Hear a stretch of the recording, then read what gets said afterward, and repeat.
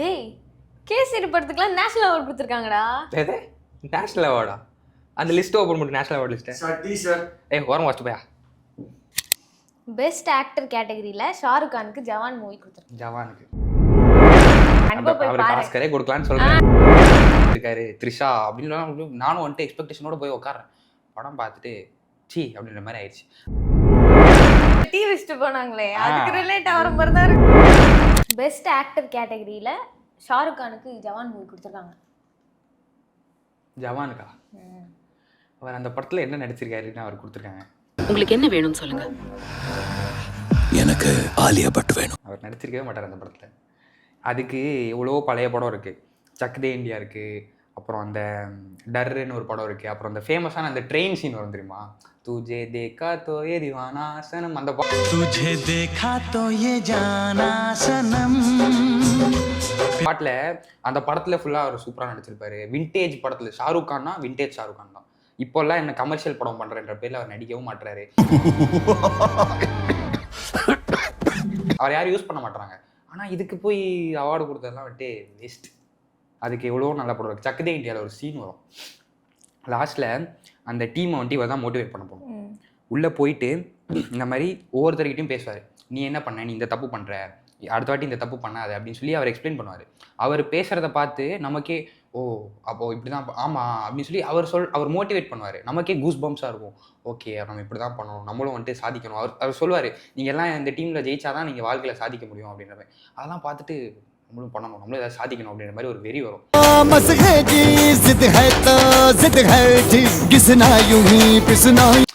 ஆனால் ஜவான்ல எனக்கு தெரிஞ்சு எதுக்கு கொடுத்துருக்கானுங்க தெரியல. டிசர்வ் இல்லைன்னு நினைக்கிறேன்.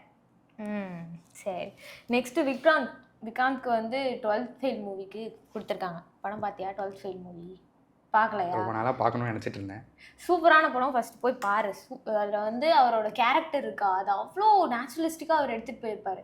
படத்தோட ஸ்டார்டிங்கில் இருக்கிற எமோஷனுக்கும் படத்தோட எண்டிங்கில் இருக்கிற எமோஷனுக்கும் அந்த சேஞ்சை கரெக்டாக காட்டியிருப்பாரு. அந்த கேரக்டராக அதை தான் சொல்ல வரேன். அதை வந்து அவ்வளோ ரியலிஸ்டிக்காக எக்ஸ்பிளைன் பண்ணியிருப்பாங்க. படத்தோட ஸ்டோரியுமே அப்படி தான் இருக்கும். லவ் லைஃப்பையும் அவரோட கரியர் லைஃப்பையும் அவ்வளோ ஈக்குவலாக பேலன்ஸ் பண்ணியிருப்பாங்க. லவ் லைஃப்பில் இருக்கிற எமோஷன்ஸும் கரியர் லைஃப்பில் இருக்கிற எமோஷன்ஸும் டிஃப்ரென்ஸ் இருக்கும். அது கரெக்டாக மெயின்டைன் பண்ணியிருப்பாங்க. சூப்பரான படம். என்னை பொறுத்த வரைக்கும் விக்ராந்தை தவிர வேற யார் நடிச்சிருந்தாலும் அந்த கேரக்டர் அவ்வளோ பெஸ்ட்டாக ப்ரெசென்ட் பண்ணிருக்க முடியாது. ரொம்ப பிடிச்சிருந்தது. கண்டிப்பாக போய் பாரு. ஆஸ்கரே கொடுக்கலாம்னு சொல்றேன். நேஷனல் அவார்டு ஆஸ்கரே கொடுக்கலாம், அந்த மாதிரி இருந்தது. கண்டிப்பாக போய் பாரு. மூல முடுக்குல இருந்து ஆடு மாடு மாதிரி ஐபிஎஸ் ஆகணும்னு வந்துடுறாங்க. அப்ப நானும் அவர் ஐபிஎஸ் படிக்கிறத விட்டுட்டு வேற ஏதோ வேலையை பாக்குறாங்க. MS பாஸ்கர் இருக்காங்கல்ல, தெரியல, அவங்களுக்கு பெஸ்ட் சப்போர்ட்டிங் ஆக்டர் கொடுத்துருக்காங்க. அவர் தான் டிசர்வ்டு. ஏன்னா அவரோட பார்க்கிங்கா பார்க்கிங் சரி ஓகே பார்க்கிங் டிசர்வ் தான். அதுக்காக புது வண்டி வெளியே நிறுத்த சொல்றேன். புது வண்டியில கொண்டாந்து ஓட்ட அடுப்புடிக்குள்ள நிறுத்த. பட் ஆனால் அது ஒரு இன்னும் நிறைய படம், எல்லா படத்துலையும் அவர் எந்த படத்துலலாம் நடிக்கிறாரோ ஹீரோவை விட இவர் வந்து தனியாக தெரிவார். ஹீரோ இருந்தால் இவர் தான் ஹீரோவா இவர் ஹீரோவா அப்படின்னு கன்ஃபியூஸ் ஆயிரும். அவர் அந்த அளவுக்கு பக்காவாக நடிப்பார். இந்த படம் டானாக்காரனும் சரி, டூரிஸ்ட் ஃபேமிலிலேயே நடிச்சிருப்பாரு. அந்த எப்படி சொல்கிறது, ஒரு மாதிரி ஒரு கேரக்டர் எப்படின்னா ஒரு மாதிரி ரொம்ப ஸ்ட்ரிக்டாக ஒரு மிடில் ஏஜ்டு மேன் எப்படி இருப்பாரோ அந்த மாதிரி அவருக்கும் நல்லா சூப்பராக வர்சட்டிலிட்டி வரும். ஒவ்வொரு படத்துலையும் ஒவ்வொரு கேரக்டர் பண்ணுவார். ஆனால் எல்லாமே வந்துட்டு டிஃப்ரெண்ட்டாக இருக்கும், பார்க்க சூப்பராக இருக்கும். சினிமாவில் சம்பாதிச்சேன், சினிமாவிலேயே போட்டேன். அவர் வந்துட்டு அவர் கொடுத்தாங்கன்னா நல்ல விஷயம். ஆக்சுவலி இது ஒன்று வேணால் பாராட்டலாம். ஜவானுக்கெல்லாம் கொடுத்தாங்க பேர். சரி, அப்புறம் பெஸ்ட் சப்போர்ட்டிங் ஆக்டர்ஸ் உள்ளுக்கு ஊர்வசி கொடுத்துருக்காங்க. உள்ளுக்கு மூவி அது ஒருத்தங்கிட்ட உள்ளது பறையணும். அவங்களும் நினைப்பாங்க. JVV பத்திரிக்கா செம படம். அந்த படத்தில் ஒரு சீனில் அவங்க அந்த படம் நான் சும்மா பார்த்தேன். எனக்கு வந்துட்டு அந்த படம் நல்லா இருக்கும்லாம் யாரும் சொல்ல. சும்மா ஒரு நாள் நம்ம டிவியில் போட்டு பார்த்துட்டே இருக்கேன். ஒரு பாயிண்ட்ல தினேஷ் ஒரு பக்கம் நடிச்சு அவர் அந்த பக்கம் ஸ்கோர் பண்ணிருக்காரு. இந்த பக்கம் பார்த்தா ஊர்வசி ஸ்கோர் பண்ணிருக்காங்க. என்னடா பண்றீங்க, ஆளாளுக்கு செம்மையா மாற்றி நடிக்கிறீங்களே அப்படின்ற மாதிரி இருக்கும். ஒரு கட்டத்தில் அவங்க வந்துட்டு அடிச்சிருவாரு. தினேஷ் அம்மா அவங்க அடிச்சிருவாரு. அவங்க போயிட்டு சோத்தை போட்டு ஊட்டிட்டே சொல்லுவாரு, அம்மாவே அடிச்சிட்டேலப்பா அப்படின்ற மாதிரி பண்ணுவாங்க பர்ஃபார்மன்ஸ். அதெல்லாம் பார்த்துட்டு நல்லா அழுகவே மாட்டேன் படம் பார்த்தா. ஆனால் அந்த சீன் பார்த்துட்டு அழுதுட்டு இருந்தேன். நீ தானடா அம்மாவை அடிச்ச? அம்மாக்கு எந்த கோபமும் கிடையாது, சாப்பிடு அப்படின்ற மாதிரி. அம்மா ஓகே நடிச்சா இப்படி நடிக்கணும், அந்த மாதிரி ஒரு ரொம்ப ரியலிஸ்டிக்காக ஒரு மாதிரி பண்ணாங்க பார்த்தியா. அது வந்துட்டு நமக்கு இம்பாக்டாக இருக்கணும். அதுதான் நடிப்பு.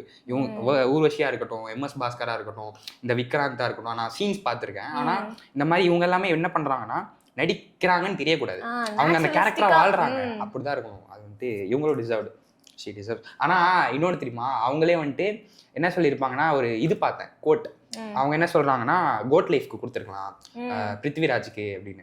அது அவங்களே அவர் அதை விட பயங்கரமா நடிச்சிருப்பாரு. அவர் வந்துட்டு அது அந்த டெடிகேஷன், டிரான்ஸ்ஃபார்மேஷன் லாஸ்ட்ல, அது நான் அது சொல்றேன். அந்த இது வந்துட்டு எப்படின்னா, படத்தோட ஸ்டார்டிங்ல நல்லா ஒரு பாடி வந்துட்டு நல்லா ஒரு 40-50 kg இருக்க மாதிரி நல்லா பக்காவா இருப்பார், 60-70 kg இருக்கும்னு வச்சுக்கோங்க.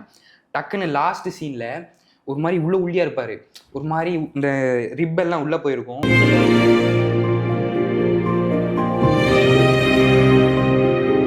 அந்த டிரான்ஸ்ஃபார்மேஷன் சூப்பராக இருக்கும். அதனால இவங்களே வந்துட்டு இன்னொன்று என்ன தெரியுமா, அவங்க இவ்வளோதான் நல்லா நடிச்சாலும் நான் நல்லா நடிக்கிறேன் அப்படின்ற ஒரு இது இல்லாமல் சொல்கிறாங்க பார்த்தியா, ஓகே இவங்களுக்கு கிடைச்சிருக்கணும், என்னை விட நான் அவங்க டிசர்வ்ட் அப்படின்னு சொல்கிறாங்களே, அந்த இதுக்காகவே வந்துட்டு அவங்கள பாராட்டணும். சூப்பராக நடிப்பாங்க அவங்களாம். ஜே பேபி நிறைய பழைய படங்கள், இந்த பழைய படத்துல நிறைய பார்த்துருக்கேன். அவங்களோட பர்ஃபார்மன்ஸ் வந்துட்டு ரொம்ப ஒரு மாதிரி சிம்பிளாக வர்ஸ்டாக, அவங்க நடிக்கிறாங்கன்னே தெரியாது, சிம்பிளாக இருக்கும். ஆனால் ஷீ டிசர்வ்ஸ். பெஸ்ட் ஃபீச்சர் ஃபிலிம்க்கும் 12th ஃபெயில் தான் கொடுத்துருக்காங்க. பெஸ்ட் ஆக்டிங்கும் அதுதான், பெஸ்ட் ஃபீச்சர் ஃபிலிம்க்கும் அதுதான். அப்போ அது எப்படிப்பட்ட படம்னு பார்த்துக்கோ. இதை போய் பார்க்காம இருக்க? நான் பார்க்கணும். என்ன தெரியுமா, எல்லாரும் ஹைப் ஏற்றி விட்டுருவாங்க படத்தை, நல்லா இருக்கும் நல்லா இருக்கும், நான் போய் பார்ப்பேன், அந்த படம் நல்லா இருக்காது, எனக்கு ஒரு மாதிரி ஆயிரும் சே அப்படின்னு. இந்த படம் நிஜமாவே சூப்பராக இருந்ததுடா. ஃபர்ஸ்ட் அந்த ஸ்டார்டிங் 10 minutesலேயே அவங்க சொல்லிடுவாங்க இதுதான் கோல் அப்படின்னு சொல்லிடுவாங்க. அந்த கோலை அவன் வந்து அந்த கிளைமேக்ஸில் அவன் அச்சீவ் பண்ணுறானா அப்படின்றது அந்த ஃபுல் படமே. செம்மையாக இருந்தது. அந்த படத்தில் ஸ்க்ரீன் பிளே, ரைட்டிங், டயலாக்ஸ் எல்லாமே எனக்கு ரொம்ப பிடிச்சிருந்தது. சினிமாட்டோகிராஃபி எல்லாமே நல்லா இருந்துச்சு. நீ இன்னும் அந்த படத்தை பார்க்கலன்றதே எனக்கு அப்படியே டென்ஷன் ஆகுதுடா. படம் பார்க்கல என்ன பிடிச்சி பாரு, செம்மையா இருக்கும். அதுல ஒரு சீன் வரும், எனக்கு பர்சனலி எல்லா கேர்ள்ஸ்க்கும் அது ரொம்ப பிடிக்கும். அந்த சீன் எல்லாரும் ரிலேட் ஆவாங்க. ஸ்ரதாவோட ப்ரொபோசல் சீன். அந்த ப்ரொபோசல் சீன்ல அவன் ஃப்ரெண்ட் இருப்பான், மனோஜ் தான் ஹீரோவோட ஃப்ரெண்ட் வந்து சொல்றான், எல்லா கேர்ள்ஸும் வந்து லூசர்ஸோட இருக்கவே மாட்டாங்க, 2 நிமிஷத்துல விட்டுட்டு போயிடுவாங்க அப்படின்னு சொல்லும் போது, அதுவும் ஸ்ரதா முன்னாடியே சொல்றா. அப்போ அந்த பொண்ணா அவளுக்கு எவ்வளோ ஃபீல் ஆகும், சப்போர்ட் பண்ணியிருப்பா இத்தனை வருஷம் அவன் கூட, இப்படி சொல்லும் போது ஒரு ஃபீல் ஆகும்ல. உடனே எந்திரிச்சு அவள் போறப்போ இவனும் பின்னாடியே போய் கன்வின்ஸ் பண்ண போவான். ஹீரோ கன்வின்ஸ் பண்றப்போ ஸ்ரதா வந்து அப்பதான் சொல்றான் அவன்கிட்ட, அவனை இழுத்து பிடிச்சி, மனோஜ் அன்னைக்கு ஃபோனில் ஒன்று சொன்னேன்ல, நீ ஐ லவ் யூன்னு சொன்னா நான் இந்த உலகத்தையே திருப்பி போட்டுருவேன் அப்படின்னு சொல்லுவாள். சொன்னேன்ல இப்போ நான் சொல்கிறேன் அப்படின்னு சொல்லிட்டு அவன் கையை எடுத்து அவனோட கண்ணத்தை பிடிச்சிட்டு அவள் சொல்லுவாள், மனோஜ் ஐ லவ் யூ, இப்போ போய் உலகத்தை திருப்பி போடு அப்படின்னு அவள் சொல்லுவாள். மனோஜ் ஐ லவ் யூ சொன்னோடனே மனோஜ்க்கு வந்து எப்படி ஒரு ஃபீல் இருக்கும். அவள் அப்போதான் வந்து எக்ஸ்பிரஸ் பண்ணுறா. அதெல்லாம் வந்து செம்ம சீன். நானே அப்படியே எல்லா கேர்ள்ஸுமே அதுக்கு ரிலேட் பண்ணுவாங்க. அவங்களுக்கு அந்த கேர்ள்ஸ்க்கு தான் அந்த இது தெரியும். மனோஜ் அதுக்கப்புறத்துலேருந்து போகிறதெல்லாம் அந்த சீனே மாசான சீன். அந்த சீனுக்காகவே நான் பார்த்தேன் அந்த படத்தை, ரொம்ப பிடிச்சிருந்தது. அதனால் 12th ஃபெயில் கண்டிப்பாக பாரு, ரொம்ப நல்லா இருந்தது. சீன்ஸ் எல்லாமே மோஸ்ட்லி பார்த்துருப்போம், ஃபேமஸ் தான் அந்த படத்தில் நிறைய சீன்ஸ் ஃபேமஸ். அதே ஒன்றும் இல்லை, இந்த மாதிரி தான் வந்துட்டு தக் லைஃப் ஹைப் பண்ணாங்க. மணிரத்னம் படம் சூப்பராக இருக்கும், கமல் நடிச்சிருக்காரு, சிம்பு நடிச்சிருக்காரு, த்ரிஷா அப்படின்னு நானும் வந்துட்டு எக்ஸ்பெக்டேஷனோட போய் உட்காறேன். படம் பார்த்துட்டு சீ அப்படின்ற மாதிரி ஆயிடுச்சு. Madam I am your only Adam. அந்த ஹைப் வந்துட்டு கொடுத்தனால எனக்கு அந்த ஹைப்புக்கு அது ஸ்கிரிப்ட்லேயும் ஒன்றும் இல்லை, ஹைப்பும் கொடுத்துட்டாங்க. எனக்கு ஒரு மாதிரி நான் மன உளைச்சலுக்கு ஆளாயிட்டேன். இதுக்கு அதனால தான் நான் வந்துட்டு மோஸ்ட்லி ஹைப் ஆக்கினாங்க அப்படின்னா அந்த படத்தை நான் பார்க்க மாட்டேன். அந்த ஹைப் எல்லாம் முடிஞ்ச பிறகு கொஞ்சம் சால்வ் ஆன பிறகு அப்போ பொறுமையாக போய் பார்ப்பேன். எனக்கு தெரிஞ்சு ஹைப்புன்றது விட 12th ஃபெயிலுக்கு அவ்வளோ கொடுக்குறது நிஜமாவே ஒர்த்துடா. படமே ஒர்த்து. அதுக்கு நேஷனல் அவார்டனே ஆஸ்கர் அவார்டே கொடுக்கலாம் நான் சொன்னேன்ல, அது உண்மைதான். புரிஞ்சுக்கோடா, என்னைக்காவது இவ விட்டுட்டு போயிடுவா, லூசர்ஸோட இருக்கவே மாட்டாளுங்க. பெஸ்ட் ஃபிலிம் இன் தெலுங்கு பகவத் கேசரி. அந்த படத்தில்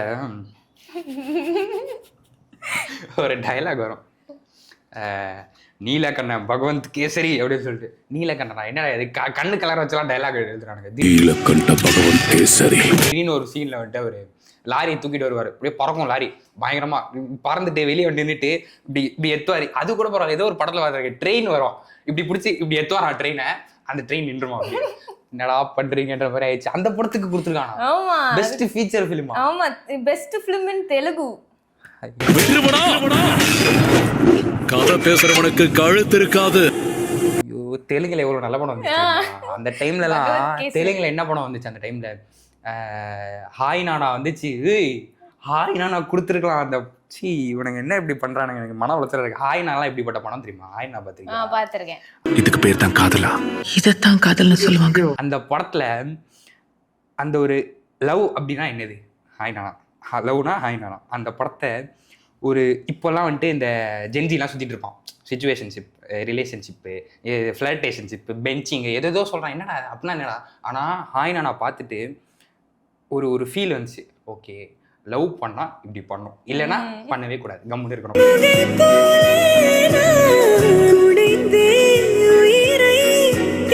அந்த படத்தில் ஒரு டயலாக் வரும் ஸ்டார்டிங்கில் வந்துட்டு. அவள் சொல்லுவா, யஷ்னா தான் அந்த முன்னாள் தாக்கரோட கேரக்டர். அவள் போய் சொல்லுவாள், போயிட்டு இந்த மாதிரி ஒரு கட்டத்துக்கு மேலே 2 பேருக்கும் சண்டை வரும். அவள் சொல்லுவாள், நான் உன்னை பார்த்துருக்கவே வேணாம், நான் உன்னை வந்துட்டு உன் கூட பழகிருக்கவே வேணாம், நான் உன்னை கல்யாணமே பண்ணியிருக்க வேண்டாம், எனக்கு நீ வேணான்ற மாதிரி சொல்லுவாள். லாஸ்ட்டில் அவன் மறந்துடுவா. திருப்பி வந்து அந்த ஹாஸ்பிட்டலில் உட்காந்துருப்பாங்க. லாஸ்ட் கிளைமேக்ஸ் சீன், அந்த குழந்தைய வந்துட்டு உள்ளே கூப்பிட்டு போயிருப்பாங்க. அந்த சீனில் அவள் சொல்லுவாள், இப்படி கை பிடிச்சிட்டு நானி கிட்ட சொல்லுவாள், நான் உன்னை பார்த்துருக்கலாம், நான் உன்னை லவ் பண்ணியிருக்கலாம். ஏன்னா அவன் என்ன நினச்சிட்டு இருப்பானா, ஃபர்ஸ்ட் டைம் வேற யாரும் நினச்சிருப்பான், மறந்துருப்பா. அவள் சொல்லுவா, நான் உன்னை பார்த்துருக்கலாம், நான் உன்னை லவ் பண்ணியிருக்கலாம், நான் வந்துட்டு இந்த வந்துட்டு என்னோட குழந்தையா இருந்திருக்கலாம் அப்படின்னு சொன்னோன்னே அந்த இது இருக்குல்ல, அதான் கேரக்டராக இருக்குது. ஃபர்ஸ்ட்டு ஒரு டைலாக் சொல்லுவா, அதே டைலாக் திருப்பி அவ மாற்றி சொல்லுவாள். அதெல்லாம் பார்த்துட்டு அப்படியே ஒரு மாதிரி, நானே உன்னை குன்னூரில் பார்த்துருந்தா நல்லா இருந்திருக்கும், நானே உன்னை காதலிச்சிருந்தா நல்லா இருந்திருக்கும். ஏன்னா ஒரு படம் வந்துட்டு ஒரு படமாக இல்லாமல் அது எப்படி சொல்கிறது, என்னோட பெர்ஸ்பெக்டிவே மாற்றிச்சு. படம்னா இப்படி இருக்கணும், ஒரு ரிலேஷன்ஷிப்னா இப்படி இருக்கணும். அதில் இன்னொரு டயலாக் வரும், இப்படி சொன்னேன்ல அந்த 12th ஃபீல், அந்த மாதிரி இதில் வந்துட்டு அவங்க அம்மா கிட்ட சொல்லுவான். இன்டர்வலுக்கு முன்னாடி நினைக்கிறேன், இன்டர்வலுக்கு அப்புறமா இன்டர்வல் முன்னாடி தெரியல, அது நடுவில் ஒரு சீன் வரும். அவன் வந்துட்டு ஹோட்டலில் உட்காந்துருப்பான். அவன் வந்துட்டு ஃபோட்டோகிராஃபர், ஓகேவா, அவன்கிட்ட காசெல்லாம் கிடையாது. உட்காந்துருப்பான். போயிட்டு அவளோட அம்மா கிட்ட பேச போவான், இந்த மாதிரி நான் அவளை லவ் பண்ணுறேன் அப்படின்னு சொல்லிட்டு. பேச போகும்போது அவங்க அம்மா சொல்லுவாங்க, கூர்க்குக்கும் இதுக்கும் இவ்வளோ தூரம் இருக்குமா, இத்தனை தூரம் இருக்குமா, கொடைக்கானல் ஊட்டிக்கும் எதுக்கும் சம்திங் சொல்லுவாங்க, மும்பைக்கும் ஊட்டிக்கும் சொல்லுவாங்க, இவ்வளோ தூரம் இருக்குமா.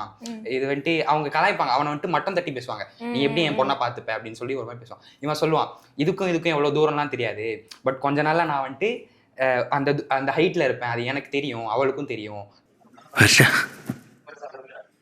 Will you marry me?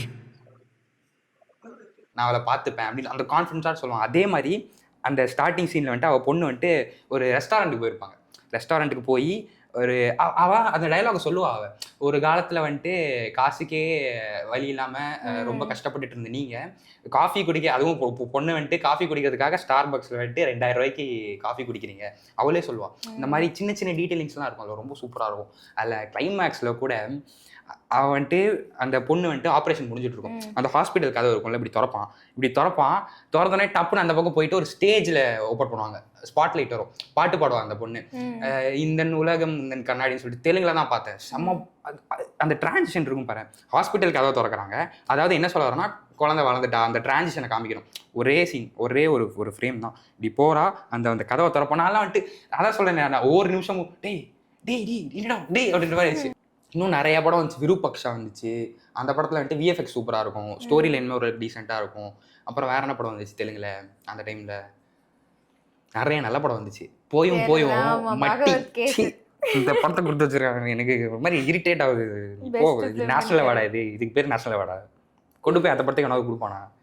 எப்படின்னா தம்பி அந்த பக்கம் யாராவது பிச்சைக்கார பண்ணுவோம், தம்பி இங்கே வாங்க நாங்க அப்படின்னு சொல்லிட்டு நேஷனல் அவார்டு கொடுக்குற மாதிரி கொடுத்து வச்சிருக்காங்க. அதான் அந்த டிவி வச்சுட்டு போனாங்களே, அதுக்கு ரிலேட் ஆகிற மாதிரி தான் இருக்குது. வந்தாரு நேஷனல் அவார்டாப்பா வரமா வச்சுப்போம், அந்த மாதிரி தான் இருக்கு. டென்ஷன் ஆகுது போனி அப்படி பேசுறேன். எனக்கு பகவந்த் கேசரி. நெக்ஸ்ட் வந்து best film in Tamil, parking.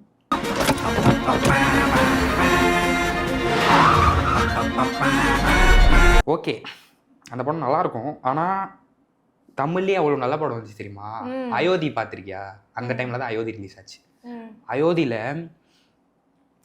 எனக்கு தெரிஞ்சு லாஸ்ட்டில் அவர் சொல்லுவார் தெரியுமா, உங்கள் பேர் என்ன அப்படின்னு கேட்கும்போது அப்துல் மாலிக்னு சொல்லுவார்.